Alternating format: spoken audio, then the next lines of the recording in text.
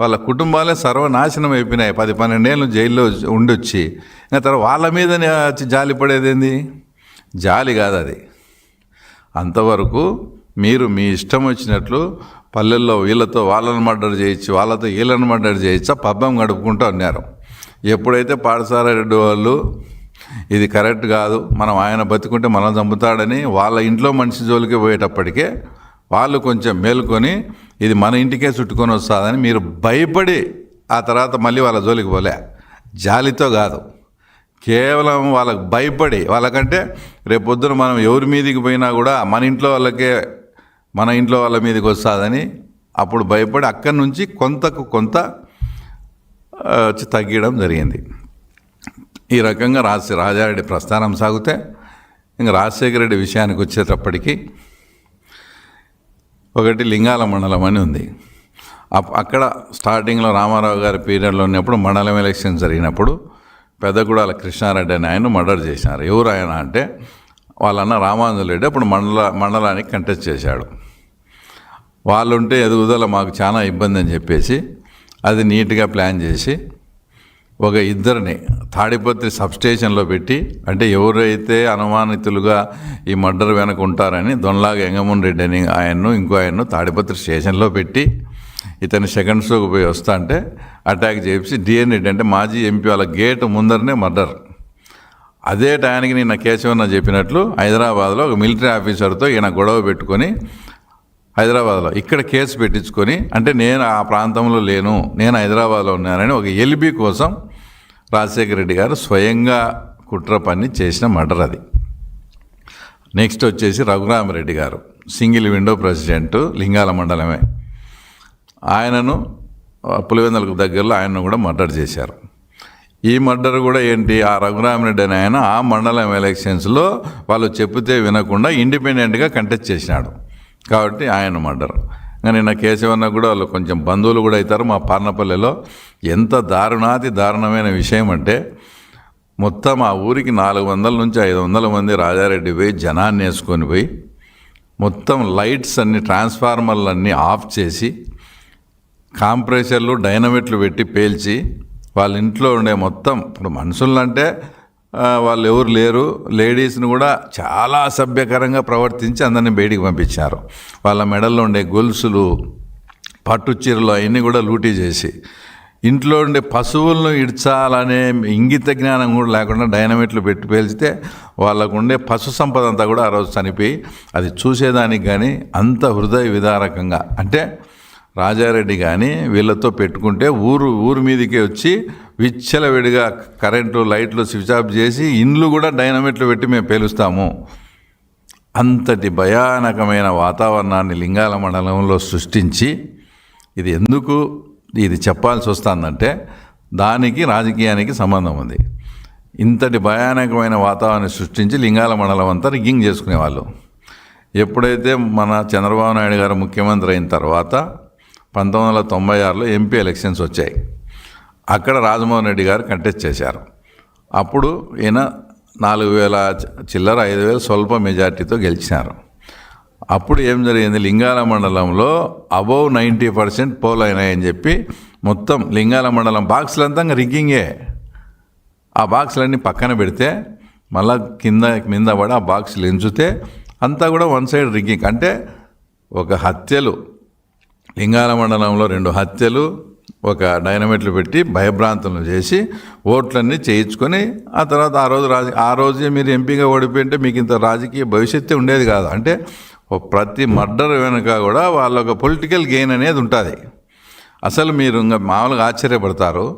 గతంలో లింగాల మండలంలో ఎలక్షను రాత్రే బ్యాలెట్లన్నీ గుద్దేసుకొని పొద్దున ప్రజలు వచ్చి ఎవరికి సంతకం పెట్టించుకొని పంపించేవాళ్ళు. అంటే పోలింగ్ అంతా రాత్రే పోలింగ్ ఆఫీసర్ని కంట్రోల్లో పెట్టుకొని ఆ ఊర్లోకి వస్తేనే రాత్రే బ్యాలెట్ పేపర్లు వస్తాయి.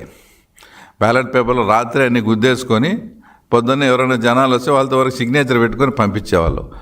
అలాంటి ప్రజాస్వామ్య వ్యవస్థ వచ్చేసి పులివెందుల్లో ఉండేది. తర్వాత భారత్ బంద్ అని అప్పుడు మనం రామారావు గారి నాయకత్వంలో ఉన్నప్పుడు నేషనల్ ఫ్రంట్లో ఉన్నాం. భారత్ బంద్ జరిగితే విపరీతంగా పులివెందుల్లో జనాలు వచ్చి భారత్ బంద్ బాగా సక్సెస్ అయింది. ఆ రోజు ఏదైతే వాళ్ళకు కాలేజెస్ ఉన్నాయి, డిగ్రీ కాలేజ్ కానీ డిప్లొమా కాలేజ్ కానీ అప్పటికి వాళ్ళ కాలేజీలే, ఆ కాలేజీ లేకపోయి కూడా స్టూడెంట్స్ను లెక్చరర్స్ను ఈరోజు బంద్ అని చెప్పి పంపించారు. ఇంతవరకు వాళ్ళ కాలేజీలోకి ఎంటర్ అయిన చరిత్ర ఎప్పుడు లేదు. మా కాలేజీలోకి వచ్చి మా కాలేజీలే మూపించేంత ఇది ఉందా మీకు తెలుగుదేశం వాళ్ళకు? ఇది కాదు, కంట్రోల్ తప్పింది, మనకు భయం పోయింది, ఏదోటి భయం క్రియేట్ చేయాలని అప్పటికప్పుడు ఒకతను విలేకర్ నారాయణ అని ఏదన్నా మంచి స్టోరీలు తెలుగుదేశం పార్టీ తరపున రాసన్నాడు. విలేకర్ నారాయణ మర్డర్ పులివెందుల్లో. తర్వాత ఒక వారం గ్యాప్ ఇచ్చి నంద్యాలపల్లి శివరామరెడ్డి అని ఆయన మర్డర్. వాళ్ళకు రాజకీయాలు ఏం సంబంధం లేదు పెద్దగా, జస్ట్ సానుభూతి పరులు. ఆ 2 మర్డర్స్తో పులివెందుల టౌన్ అంతా సరెండర్. ఏ సంబంధం లేకుండా కొంచెం సానుభూతి పరులుగా ఉండే వాళ్ళనే మర్డర్ చేస్తే ఇంకా తెలుగుదేశం వైపు యాక్టివ్గా తిరిగే వాళ్ళ మా పరిస్థితి ఏందని ఆ 2 మర్డర్స్తో పులివెందుల టౌను ఆ తర్వాత ఆటోమేటిక్గా ఇచ్చేసి మర్డర్. తర్వాత మా మిత్రుడైనటువంటి దేవుడి శంకరెడ్డి రాజలక్ష్మి వాళ్ళ దగ్గర విశ్వప్రసాద్ రెడ్డి అని అతను మన కీలక మంచి అబ్బాయి, అప్పట్లో బాగా యాక్టివ్గా ఉండేవాడు. అతన్ని కూడా మర్డర్ చేసి ఆ విశ్వప్రసాద్ రెడ్డిని కూడా ఇది చేసినాడు. తర్వాత ఇదంతా లింగాలలో జరిగింది. ఇంకా దారుణమైన విషయం ఏంటంటే తర్వాత తుండూరు మండలంలో ఇనగనూరు అనే ఒక ఫ్యాక్షన్ విలేజ్. దాంట్లో 2 గ్రూపులు కూడా, ఒక గ్రూప్ రాజశేఖర రెడ్డి దగ్గర పోతుంది, ఒక గ్రూప్ రాజారెడ్డి దగ్గర పోతుంది.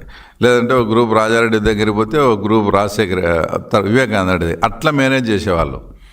వాళ్ళిద్దరినీ కాంప్రమైజ్ చేస్తాము, మీరు పులివెందులకు రండి అని చెప్పి వీళ్ళకు కొంచెం అనుకూలంగా ఉండే వాళ్ళకి హింట్ ఇచ్చి వాళ్ళను కూడా పిలిపిస్తామని ఇనగనూరు నుంచి పులివెందులకు వచ్చే దారిలో వీళ్ళకి ముందే ఇన్ఫర్మేషన్ ఇచ్చి వాళ్ళు అటాక్ చేస్తే 3 మర్డర్లు జరిగినాయి. చూడండి ఎంత దారుణంగా వీళ్ళు ఆ తర్వాత హత్యలకు రాజకీయానికి ముడిపెట్టి, అప్పుడు మళ్ళీ వాళ్ళందరూ జైలుకు పోతే వాళ్ళని జైలుకు పోయి వీళ్ళే కాపాడి వీళ్ళే తీసుకొస్తారు. ఈ ఉండే వాళ్ళతో మళ్ళీ ఇటు సైడ్ మర్డర్ చేస్తారు. లాస్ట్కు 2 వర్గాలు కూడా విధి లేని పరిస్థితుల్లో వాళ్ళకి ఏమి చేత కాక సరెండర్ అయిపోయి ఇద్దరికి ఊర్లో ఏమో కొట్లాడుకుంటారు, వీళ్ళు పిలిచేమో ఆఫీస్ కాడికి 2 వర్గాలు ఉంటాయి ఆడ, మళ్ళా ఊరికి పోతే మళ్ళీ కొట్లాడుకుంటారు. అట్లాంటి వాటిని కూడా ఒక నాయకత్వం వహిస్తూ ఇంకొకరు నాయకత్వం వహిస్తూ 2 గ్రూపులను మెయింటైన్ చేసుకుంటూ అలాంటి 2 ఫ్యాక్షన్ విలేజ్లో 2 గ్రూపులు మెయింటైన్ చేసిన తర్వాత నీకు ఓటింగ్ వస్తే పొద్దున్నే ఓటింగ్ రానిచ్చేది లేదు, ఏం లేదు, రిగ్గింగ్ చేసుకునేది. ఆ రకంగా వీళ్ళు రాజకీయంగా స్టెప్ బై స్టెప్ వచ్చేసి ఎదుగుతూ వచ్చి ఉన్నారు. ఇదంతా రాజశేఖర రెడ్డి గారి స్టోరీ. ఇంకా మన జగన్మోహన్ రెడ్డి దగ్గరికి వచ్చేటప్పటికి వాళ్ళ ఆయన ముఖ్యమంత్రి అయినాడు. ఇంకా ఈయనకు అప్పుడప్పుడే ఇది ఉంది. గుట్ట మీద మా అందరికీ బాగా తెలిసిన వ్యక్తి ఎరికెల మహేష్, అంటే క్యాస్ట్ ఎస్టీ. ఆయన నగరిగుట్ట మీద ఆ ప్రాంతంలో బాగా మంచి ప్రజాదరణ, ఆ ప్రాంతంలో అంత తెలుగుదేశం పార్టీ గట్టిగా ఉంది. అప్పుడు ఈయనంతా బెంగళూరు బేస్డ్ జగన్మోహన్ రెడ్డి. నేను బెంగళూరుకి పోయి వచ్చేటప్పటికి ఎరికెల మహేష్ కానీ చంపుతారా లేదా అని అల్టిమేటం ఇచ్చిపోతే ఇమ్మీడియట్గా ఒక వారానికి ఎరికెల మహేష్ను దేవిరెడ్డి శంకరెడ్డి ద్వారా అది చంపడం జరిగింది. దాని తర్వాత ముఖ్యంగా జగన్మోహన్ రెడ్డి, మీరు చూసే జగన్మోహన్ రెడ్డి, మాకు తెలిసిన జగన్మోహన్ రెడ్డి ఏంటనేది ఈ రాష్ట్ర ప్రజలకు ఒక చిన్న ఉదాహరణతో చెప్తా, అతని మనస్తత్వం ఏంటో. ఆ ఎరికెల మహేష్ అనే అతన్ని చంపిన తర్వాత మళ్ళీ 6 నెలలకో 9 నెలలకో ఆ మహేష్ వాళ్ళ తమ్ముని కొడుకు ఉదయ్ అని జస్ట్ 19 years, వాళ్ళ ఫ్రెండ్ సాకే రామాంజలి 20 years, వాళ్ళు కూడా ఇబ్బందిగా ఉంది, మా పెదనాయన చంపిన వాళ్ళని మేము చంపుతామని వాళ్ళని అన్నట్టు ఇదంతా క్రియేట్ చేసి వాళ్ళని కూడా మర్డర్ చేయాలని ప్లాన్ చేసుకున్నారు. సరే, ఏదైతే ఇప్పుడు వివేకానంద రెడ్డి కేసులో అనుమానితునిగా చనిపోయిన కువైట్ గంగాధర్ రెడ్డి అనే వ్యక్తి ఆ రోజే దేవిరెడ్డి శంకరెడ్డి అతనితో కోర్టు ఆపరేషన్ చేసి ఆ ఉదయ్ అనే అబ్బాయిని సాకే రామాంజలను వేరే వాళ్ళ ద్వారా ఈ కువైట్ గంగాధర్ ద్వారా పిలిపించి వాళ్ళకు బీర్లో ట్యాబ్లెట్లు వేసి బీర్ దాపి వాళ్ళు అన్కాన్షియస్లోకి వెళ్ళిపోయినారు. ఆ టయానికి జగన్మోహన్ రెడ్డి వీళ్ళ నాలెడ్జ్ లేకుండా పులివెందులకు వచ్చాడు. జగన్మోహన్ రెడ్డి పులివెందుల్లో ఉండగానే ఇది చేస్తే మళ్ళీ జగన్మోహన్ రెడ్డి తో మళ్ళా చెప్పకుండా చేశారంటారని వాళ్ళు ఇన్ఫర్మేషన్ని జగన్మోహన్ రెడ్డికి పాస్ చేసినారు. నువ్వు ఈ టైంలో ఎందుకు వచ్చావు, మేము ఇట్లా పని పెట్టుకుని వాళ్ళు అన్కాన్సిల్ అయిపోయినారు, మేము వాళ్ళిద్దరిని వేసేయాలా, నువ్వు ఎందుకు వచ్చావు అంటే ఏందిరా ఇట్లా చేసినారు, ఉండండి నేను పోయినంతవరకు చేయొద్దండి, నేను గ్రీన్ సిగ్నల్ ఇచ్చినాకనే చేయండి అని చెప్పి యాక్చువల్గా ఆ రోజు ఇడుపులపాయలో నైట్ హాల్ట్ ప్రోగ్రామ్, ఆ ప్రోగ్రామ్ కూడా క్యాన్సిల్ చేసుకొని హుటాహుటిన బెంగళూరుకి పోయి మళ్ళీ బెంగళూరులోనే ఇబ్బంది అని బెంగళూరు ఎయిర్పోర్ట్కి పోయి ఢిల్లీకి ఫ్లైట్ టికెట్ తీసుకొని నేను టేకాఫ్ అయిన తర్వాత మీరు చేయండి, మీ టయానికి నేను జర్నీలో ఉండాలా, నాకు ఎలిబీ కావాలని చెప్పి ఈయన ఢిల్లీకి పోయి టేకాఫ్ అయ్యి అక్కడ వాళ్ళ పిఏకు సమాచారం వస్తానే సారు టేకాఫ్ అయినాడని. ఇక్కడ వీళ్ళు ఆ ఇద్దరు అబ్బాయిలను మనిషిని మర్డర్ చేయొచ్చు, ఇది కసి ఉంటేనో ఏదో జరుగుతుంటాయి. కానీ అతడు సినిమాలో చెప్తారు చూడు, ఆ మర్డర్ ఎంత వైలెంట్గా ఉండాలని. ఆ టైపులో ఇద్దరు పిల్లలను 2 గొంతులు కోసి సపరేట్గా మొండెం ఒకటి తల ఒక చోట మొండెం ఒక చోట పెట్టి, ఇంకా తెలుగుదేశం పార్టీ జోలికి వస్తే ఎవరి చావైనా ఇంత భయానకంగా ఉంటుంది అని చాటి చెప్పే విధంగా 2 గొంతులు కోసి ఒక బ్రిడ్జి కింద వేసినారు. మొండెం ఒక చోట తల ఒక చోట. ఇద్దరు అబ్బాయిలను 20 years. అప్పుడు జగన్మోహన్ రెడ్డికి చెప్పినప్పుడు నువ్వు ఈరోజు శాంతి దూత మాదిరి, తర్వాత మదర్ తెరీసాకు అన్న మాదిరి మాట్లాడుతున్నావే, రే చిన్న పిల్లలు వాళ్ళ నాయనతో ఏదో పోయింది, ఎందుకు ఆ పిల్లల్ని అట్లా చేస్తున్నారు, వద్దు ఇంటికి పంపిండని చెప్పాలన్నా, నువ్వు ఇడుపులపాయ నుంచి బెంగళూరుకి పోయి ఫ్లైట్కి పోయి వాళ్ళిద్దరినీ గొంతులు పోయమని చెప్తావా? అంటే ఇంత ఇది పులివెందుల్లో ప్రత్యక్షంగా వాళ్ళు ఇప్పుడు అక్కడ ఉన్న వాళ్ళు కూడా ఇక్కడ ఉన్న వాళ్ళు అక్కడ ఉన్నారు. అంత జరిగిన ఇంత ఘోరాతి ఘోరంగా వచ్చేసి జగన్ రెడ్డి ఆ ఇద్దరు పిల్లలను చంపిన ఘటనలో పరోక్షంగా అతనే ఇంతటి ఘోరమైన ఇంకో